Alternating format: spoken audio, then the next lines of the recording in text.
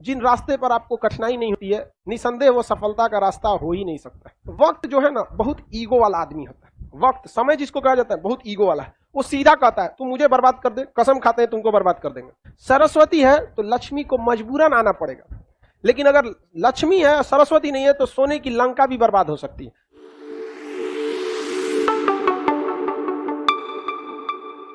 स्वामी विवेकानंद की आध्यात्मिक शक्तियों को देखकर, उनकी विद्वता को देखकर सुभाष चंद्र बोस ने इन्हें कहा था ये भारत के आध्यात्मिक गुरु हैं।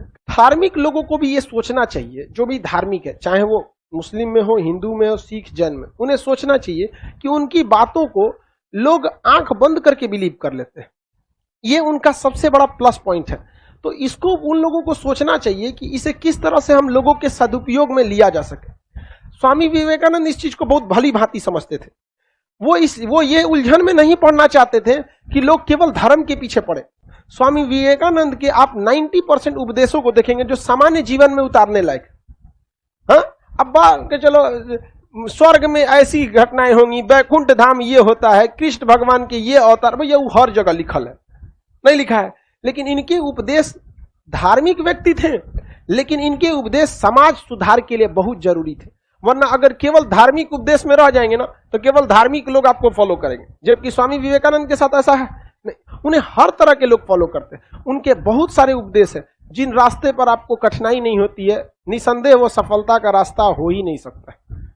हर बातें उनकी एकदम कठिनाई और हकीकत बात है, जिनको आराम लगता है। कई लड़के अभी पटना में या फिर लॉज में, जो भी अलग अलग शहरों में पढ़ते हैं, अब लाइव वाले आप कहाँ पे हैं, अंडमान है, कहाँ है, कोई जानता, लेकिन बड़ी आराम की जिंदगी जीते हैं। लड़कों को हम लोग देखते हैं, कोई दिक्कत नहीं है, 7 बजे सो के उठेगा कि 10 बजे, कोई मतलब नहीं।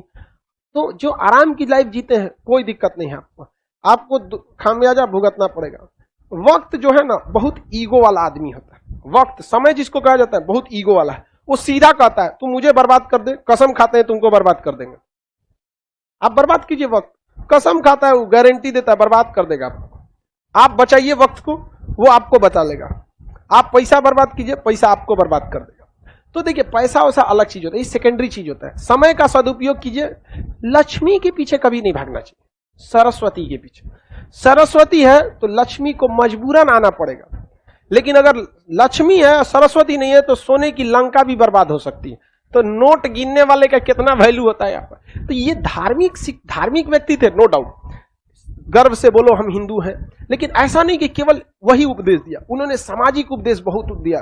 अगर आप चल नहीं सकते, अगर आप निरंतर दौड़ते रहिए समाज को आगे बढ़ने के, नहीं दौड़ सकते हैं तो चलिए, चल नहीं सकते तो रेंगिए, रेंग भी नहीं सकते तो घसीटिए, लेकिन रुकिए नहीं, क्योंकि रुक जाने का दूसरा नाम मृत्यु होता है। आप हमेशा आगे बढ़ते रहिए।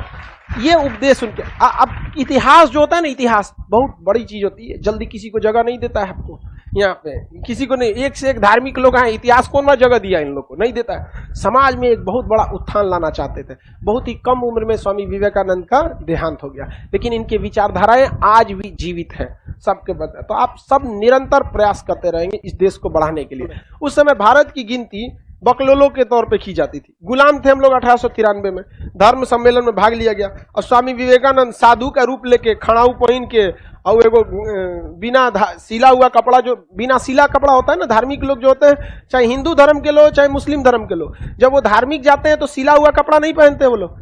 मुस्लिम लोग भी हज करने जाते हैं तो एहराम पहनते हैं। एहराम में कहीं बटन वटन नहीं होता है, वो शरीर पे से लपेट के इस तरह रखना पड़ता है। अब योगी आदित्यनाथ को देखिए ना, क्या सिलाया हुआ कपड़ा रहता है। स्वामी विवेकानंद का कपड़ा देखिए सिलाया हुआ रहता है, वो धार्मिक कपड़े होते हैं, पूरा लपेटा रहता है शरीर पे। तो वैसा पहन के चल गए तो लोग मजाक उड़ा दिए, तो देखो स्वामी विवेकानंद को कुछ भी नहीं बोले, शांत व्यक्ति थे। जब वो भाषण देना चालू किए, पूरा अमेरिका सन्नाटा रह गया वहां पर।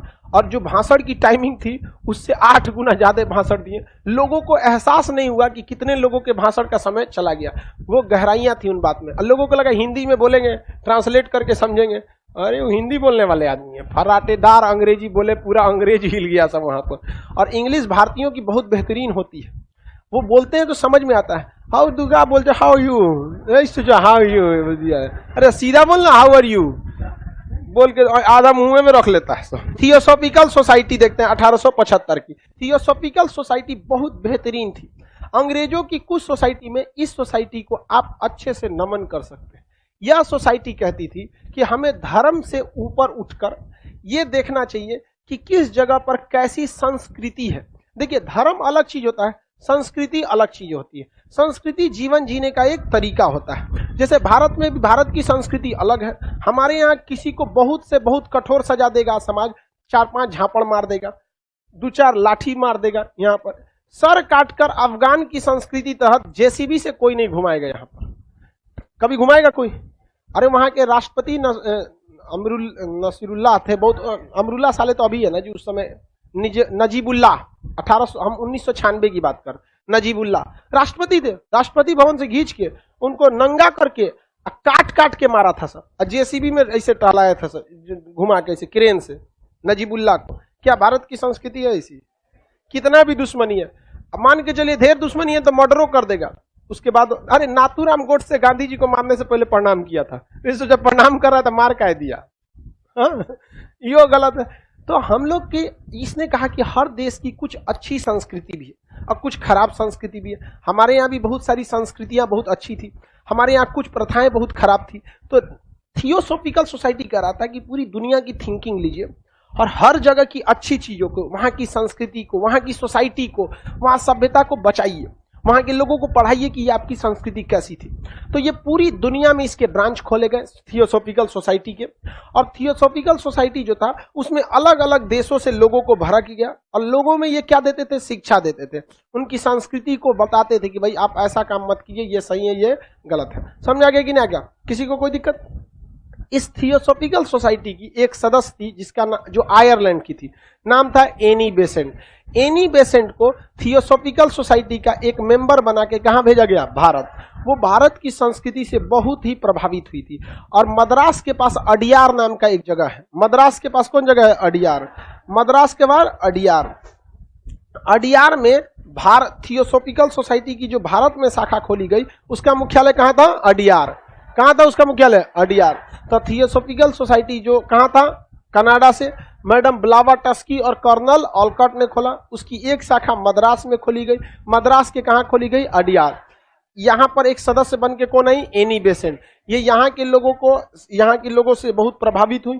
इन्होंने कहा कि भाई अंग्रेज तो यहाँ बहुत ज्यादा क्या कर रहे हैं? अत्याचार कर रहे हैं, यहाँ की संस्कृति सभ्यता के साथ खिलवाड़ कर रहे हैं, ऐसा नहीं होना चाहिए। अंग्रेजों को व्यापार करना है तो वे व्यापार करें, जो धन दौलत लूटना है तो तुम गुलाम बना के रखो, लूटवे करोगे। लेकिन भारत के आंतरिक मामले में अंग्रेजों को हस्तक्षेप नहीं करना चाहिए। ये किसने बोला था? Annie Besant. अब आंतरिक मामला क्या होता है? जैसे हमारे देश में अभी केंद्र सरकार में नरेंद्र मोदी जी का सरकार है, क्या वो किसी राज्य के आंतरिक मामले में हस्तक्षेप करते हैं? भले चुनाव के समय जाके दीदी ओ दीदी कर दे, लेकिन अभी जाते हैं नहीं, खेला हो वो तो वो हुआ होता चुनाव जीतने के लिए। क्या बिहार के आंतरिक मामले में हस्तक्षेप करते हैं?